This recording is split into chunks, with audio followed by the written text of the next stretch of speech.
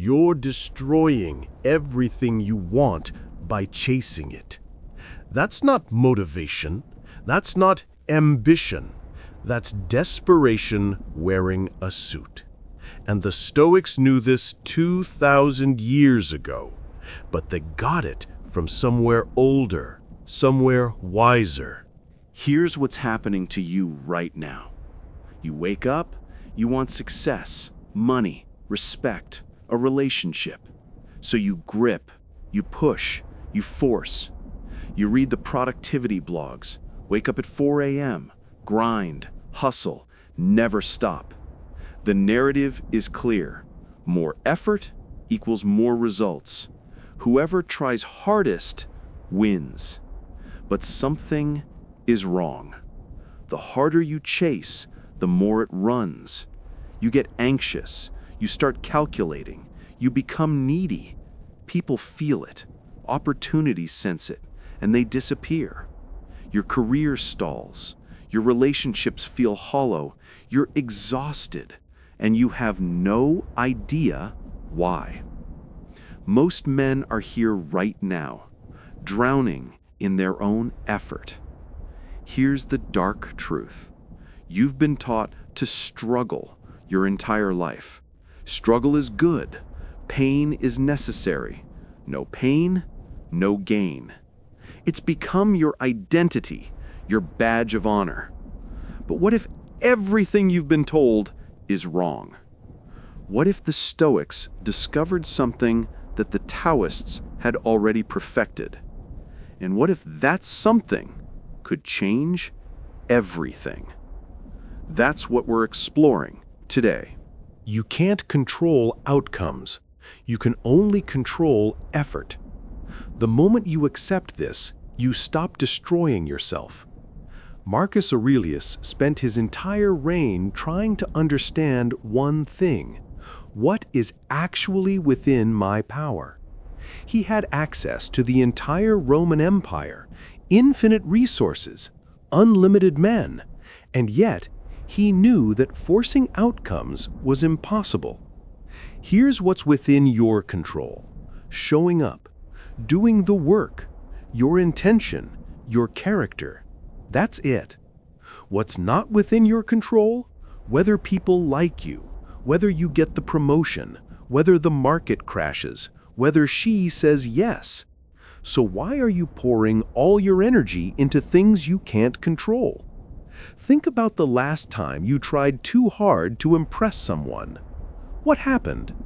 You came across as desperate, trying, fake. Now think about a time you just didn't care. You were yourself. You relaxed. And suddenly, people were drawn to you. That's the difference. Effort toward things within your control is power. Effort toward things outside your control is torture. Do what's yours to do, with full presence, with full commitment. Then release the outcome, completely. The Taoist way calls this wu-wei, action without forcing. Not laziness, not passivity. Precise, calibrated action that flows with reality rather than against it. When you swim with the current, you don't need to fight the water. You merge with it. Most men never realize this because admitting it means giving up the illusion that they're in charge. Are you ready to give that up? People can smell need on you, and need repels everything you want. Here's a brutal observation. When you're desperate to close a sale, you lose the sale. When you're desperate for a relationship, you repel potential partners. When you're desperate for approval, people lose respect for you. Why? Because desperation broadcasts a message. I don't believe in myself. I need something from you to be okay. Seneca was wealthy, extremely wealthy, and yet he practiced poverty regularly. He'd wear cheap clothes, eat cheap food, sleep on a hard bed, all to prove to himself that he didn't need his wealth, that his well-being didn't depend on external things. This isn't masochism, it's training. When you're not desperate, everything changes. A salesman who doesn't need the commission closes more deals. A man who doesn't need validation from women gets approached more. A leader who isn't clinging to authority commands more respect. The practical strategy: decide right now that you're willing to lose. Whatever you're chasing, lose it. Really lose it. Make peace with the outcome being no. I'm not saying don't try. I'm saying commit to the effort, then become indifferent to the result. When you remove desperation, you remove the stench.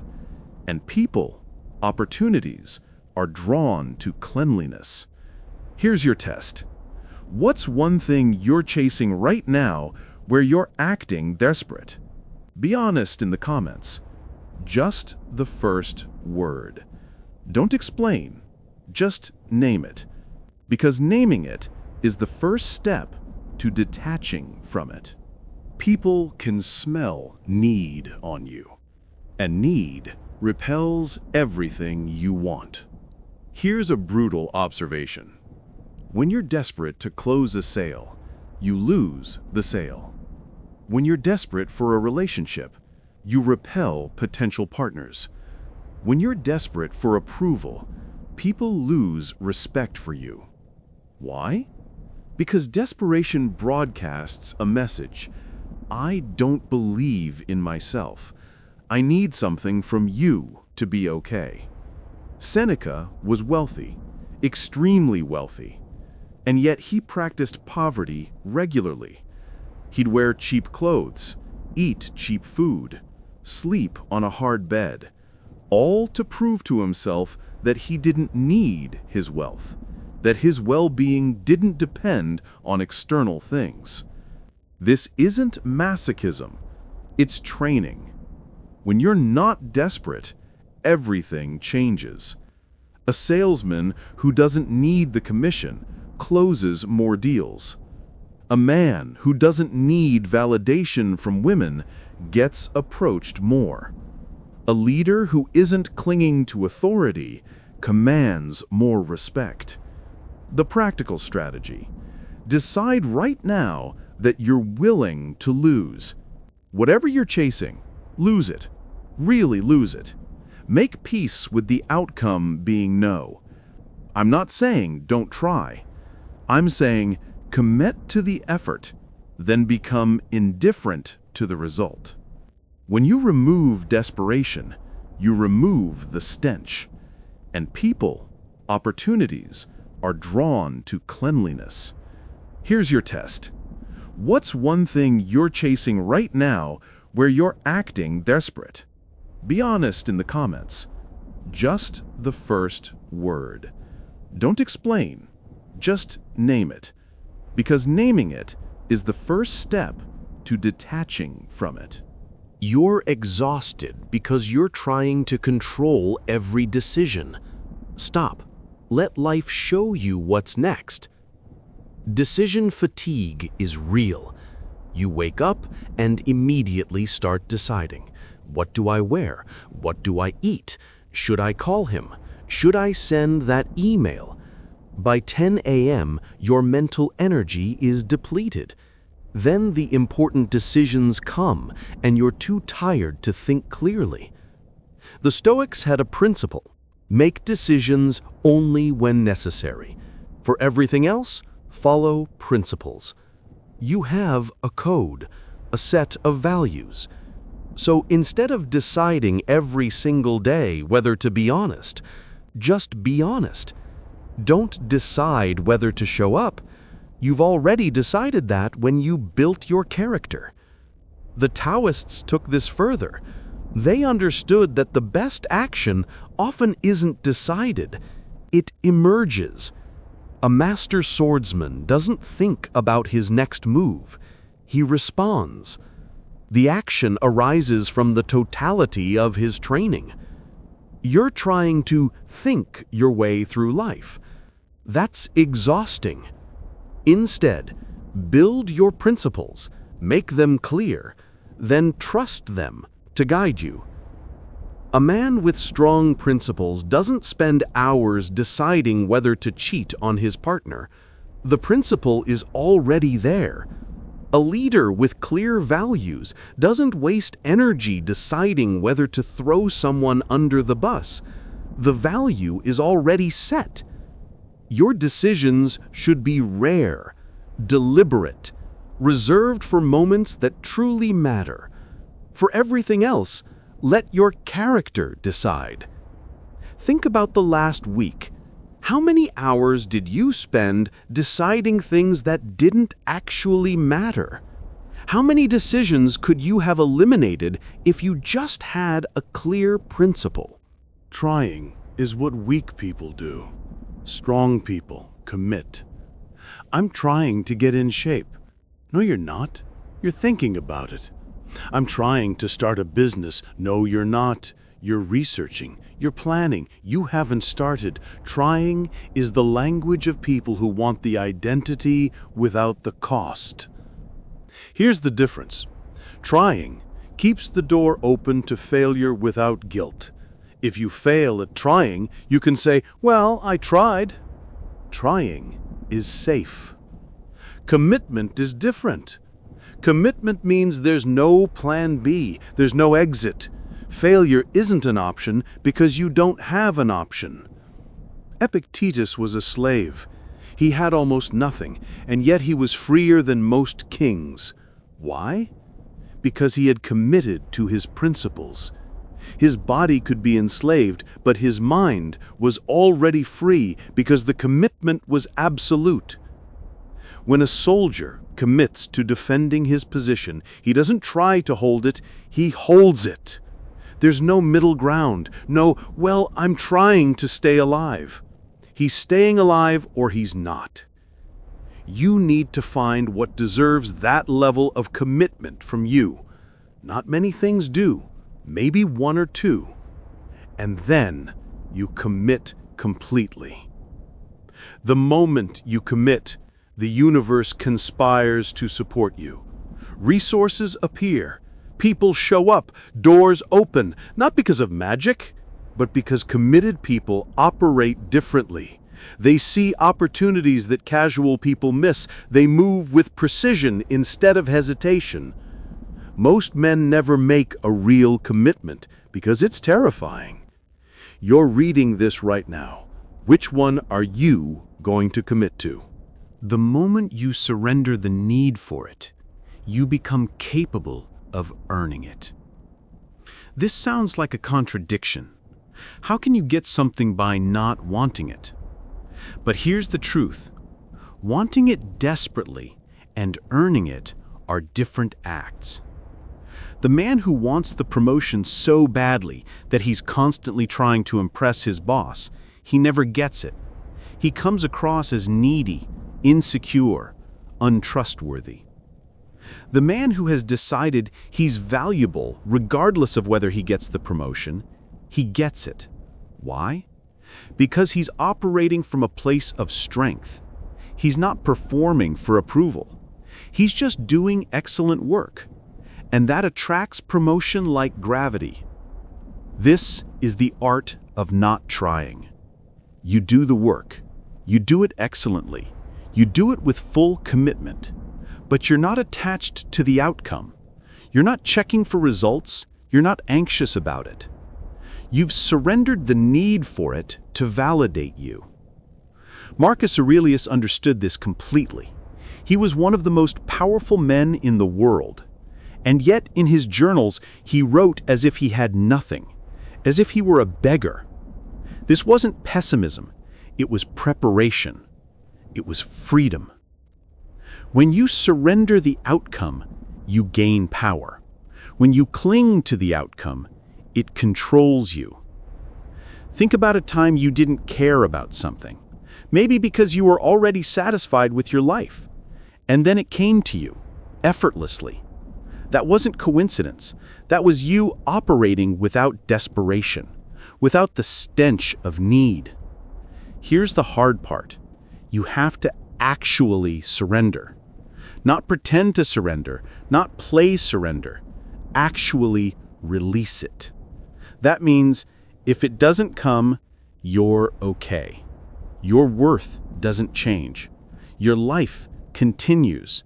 You're already whole. The moment you really believe that, everything shifts. Can you think of one area where you're secretly attached to a specific outcome, where you've wrapped your identity around achieving it? Name it. And then ask yourself, what would change if I released it? Punchline: don't avoid difficulty. Practice it. Then, when real difficulty arrives, you're already calm. The Stoics had a practice. Seneca would visualize losing everything. He'd imagine his money gone, his reputation destroyed, his freedom stripped.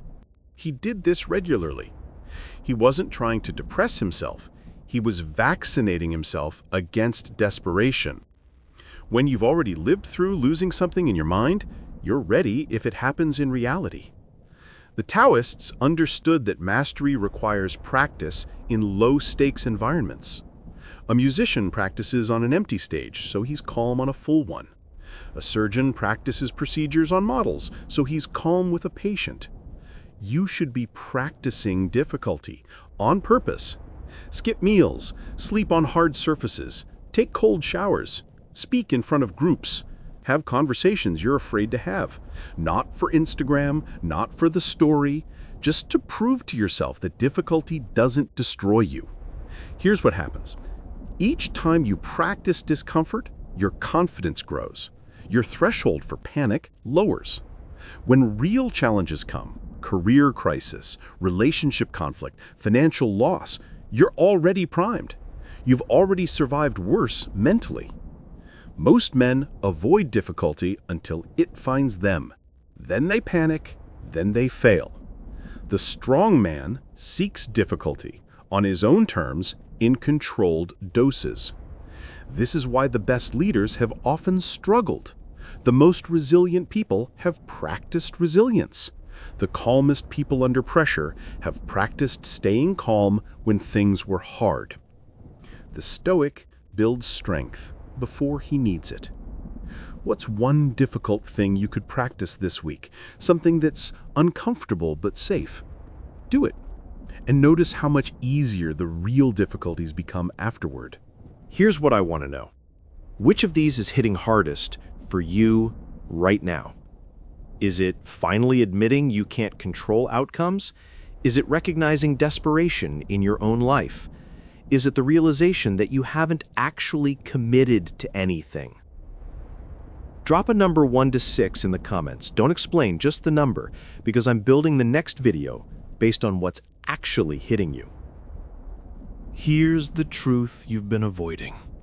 You're not weak because you lack effort. You're weak because you're putting effort in the wrong places. You're pushing when you should be flowing. You're deciding when you should be trusting. You're trying when you should be committing. And the worst part? You know this. You've always known this. There have been moments in your life where you weren't trying and everything worked, where you just showed up and doors opened, where you weren't attached and people loved you. You remember those moments. You felt the difference. But then you got scared. You went back to gripping, back to controlling, back to the narrative that more effort equals more results, back to desperation. And here you are, exhausted, frustrated, wondering why the harder you work, the more it eludes you. The choice is yours. You can keep grinding, keep pushing, keep performing for a validation that never quite arrives. Most men will. Most men will choose the familiar exhaustion over the unfamiliar peace. But you're not most men, are you? The Stoic path is a path of precision, not passion, not effort, precision. You identify what's within your control. You do that excellently. You release the outcome. You surrender the need. You practice difficulty so you're calm under fire. And then, without forcing it, you become the kind of man that things flow toward. This isn't magic. It's not positive thinking. It's the oldest wisdom, stripped down, applied. Here's what you do right now. First, identify one area where you're being desperate, where you're gripping too hard. Name it clearly. Second, release it. Actually release it. Decide that you're willing to lose. Third, make one commitment this week. Just one. Something real. Something that matters. And commit completely. No trying, no plan B. The fourth step is yours to discover. Because here's what I know. The man who applies even one of these lessons will feel the difference immediately. Not tomorrow, today, this hour. The grip will loosen. The anxiety will ease. The desperation will lift. And opportunities that were invisible to you because you were too busy chasing them will become obvious. This is the Taoist secret the Stoics understood. Not trying, not lazy, not passive. Precise, committed, free. The choice is yours. What are you going to do with it? Subscribe, because this channel exists to strip away the comfortable lies and show you what actually works. Comment your number, and tomorrow you move differently. Because waiting is the privilege of men who still have time to waste. You don't.